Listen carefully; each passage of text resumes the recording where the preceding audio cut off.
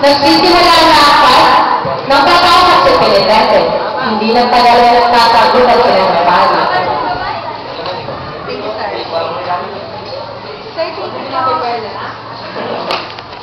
Buenos días, estudiantes. Buenos días, señor.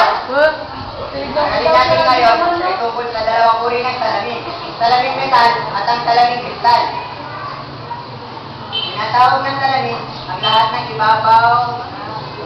Ikaw! Hindi ka pa nakakanagot! Natutulog ka na sa kanto! Siya na po, hindi na po maulit. Tama lang! Okay, pagpatuloy na natin. Silang ting ng liwanag. Yung mga larawang nasa laban, mga dahil. Aray! Ikaw, Renjo, anong pangalan mo? Last Dominican po. Lasigo Benitente. Ano to? 15 raya, 15 pag-ibad sa klase.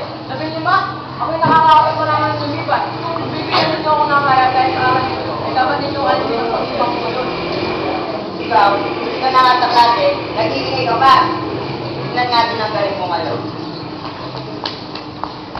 Sinasabi sa aklat na ang salamin metal ay pinagamit iba't ibang uri ng metal. Totoo o hindi? Hindi nga po ang sabi sa aklat.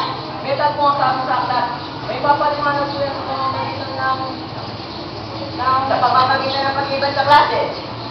sapagkat hindi makakasapat ng isang walang klase makakapit sa klase. Sa ganyan, sinasabi ko nasa klase at wala sa klase. Yung sabi, hindi ko yung klase doon. Bilog, ba? Kung dapat may milon, maaaring niyo akong bigyan ng pag-ibang, ngunit wala kayong karapatan ako yung sa'yo. Action! Latigo, saan mo ka na? Bumalik ka dito! Latigo!